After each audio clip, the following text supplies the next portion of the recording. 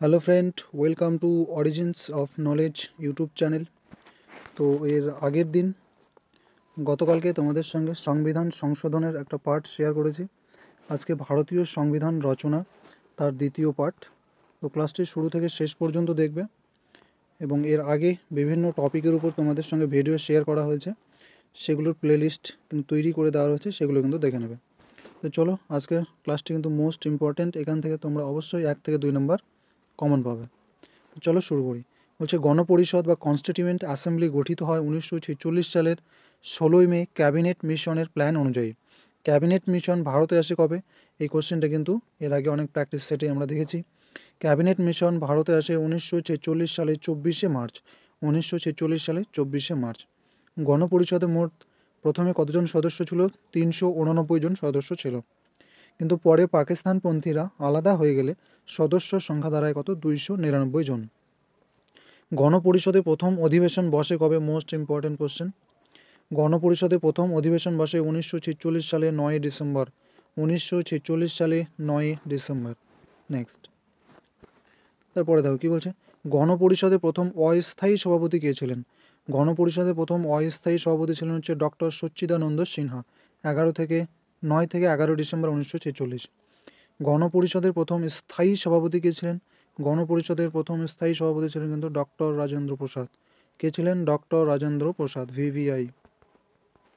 তারপরে দেখো, সংবিধান তৈরির খসড়া কমিটি বা ড্রাফটিং কমিটি গঠিত হয় 1947 সালে 29শে আগস্ট। কবে? 1947 সালে 29শে আগস্ট। সংবিধান তৈরি খসড়া কমিটির সভাপতি কে ছিলেন? ডক্টর বি আর আম্বেদকর। ড্রাফটিং কমিটি বা সংবিধান তৈরির খসড়া কমিটির সভাপতি কে ছিলেন? ডক্টর বি আর আম্বেদকর। সংবিধান তৈরির খসড়া কমিটির অধিবেশন হয়েছিল কয়টি? মোট 11টি। নেক্সট,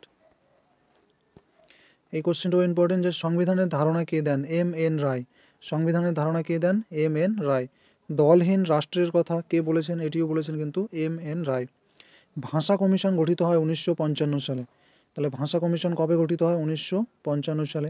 চেয়ারম্যান কে ছিলেন? বিজি খাড়ে। চেয়ারম্যান কে ছিলেন? বিজি খাড়ে। চলো নেক্সট। সংবিধান তৈরি করতে মোট সময় লেগেছিল কত? না 2 বছর 11 মাস 18 দিন সময় লেগেছিল। সংবিধান গৃহীত হয় কবে? 1949 সালে 26শে নভেম্বর। 1949 সালে 26শে নভেম্বর। সংবিধান কার্যকরী হয় কবে থেকে? 1950 সালে 26শে জানুয়ারি। 1950 সালে 26শে জানুয়ারি থেকে কার্যকর হয় এবং গৃহীত হয় 49 সালে 26শে নভেম্বর। নেক্সট, তাহলে দেখো কি বলছে। নাগরিকত্ব নির্বাচনের মতো গুরুত্বপূর্ণ বিষয় এবং এছাড়াও আরও 15টি ধারা কী হয়েছে? 1949 সালের 26শে নভেম্বর থেকেই কিন্তু কার্যকরী হয়েছিল। তাহলে এইরকম কোশ্চেন করতে পারে 1949 সালের 26শে নভেম্বর থেকে কোন কোন বিষয়গুলি কার্যকরী হয়েছিল যখন গৃহীত হয়? প্রথম যখন গৃহীত হয় তখন কী ছিল? নাগরিকত্ব, নির্বাচন, এইসব বিষয় কিন্তু যখন গৃহীত হয় তখন থেকেই কিন্তু শুরু হয়ে গেছিলো। নেক্সট, মাউন্ট ব্যাটেন পরিকল্পনা 1947 সালে তেসরা জুন মাউন্ট ব্যাটেন পরিকল্পনা 1947 সালে 3রা জুন কিন্তু হয়েছিল। নেক্সট, মুসলিম লীগ 1946 সালে 26শে অক্টোবর গণপরিষদে যোগ দেয়। Important question. মুসলিম লীগ 1946 সালে 26শে অক্টোবর গণপরিষদে যোগ দিয়েছিল এবং গণপরিষদ ত্যাগ করেছিল কবে? মুসলিম লীগ 1947 সালে 26শে জুলাই গণপরিষদ ত্যাগ করেছিল। তাহলে 1946-এ 26 অক্টোবর গণপরিষদে যোগদান করে এবং 1947 সালের 16ই জুলাই কিন্তু গণপরিষদ ত্যাগ করে। যোগদান করলো 46-এ 26 অক্টোবর এবং ত্যাগ করলো 47-এ 16 জুলাই। গণপরিষদের উপদেষ্টা ছিলেন বি এন রাও। বেঙ্গল নার্সিং রাও কে ছিলেন? না গণপরিষদের উপদেষ্টা। ভারতীয় সংবিধানকে 1935 সালের ভারত শাসন আইনের ক্লোজড কপি বলেছেন কে? এন শ্রীনিবাস। কে বলেছেন? এন শ্রীনিবাস। মূল সংবিধানে 22টি অংশ, 395টি ধারা এবং 8টি তালিকা ছিল। কয়টি তালিকা ছিল? 8টি তালিকা ছিল। বর্তমানে সংবিধানে 22টি অংশ, 448টি ধারা বা আর্টিকেল এবং 12টি তালিকা বা শিডিউল আছে। সংবিধানের জনক, ফাদার অফ ইন্ডিয়ান কনস্টিটিউশন কাকে বলা হয়? ডক্টর বি আর আম্বেদকরকে বলা হয়। কাকে বলা হয়? ডক্টর বি আর আম্বেদকর। 26 নভেম্বর 1949-এ সংবিধানের স্বাক্ষর করেছে কতজন সদস্য? 284 জন সদস্য কিন্তু স্বাক্ষর করেছিলেন। দেখো এরপর কোন দেশ থেকে সংবিধানে কোন কোন প্রস্তাবনা বা লিখিত এইসব কোন কোন দেশ থেকে নেওয়া হয়েছে সেগুলি দেখো।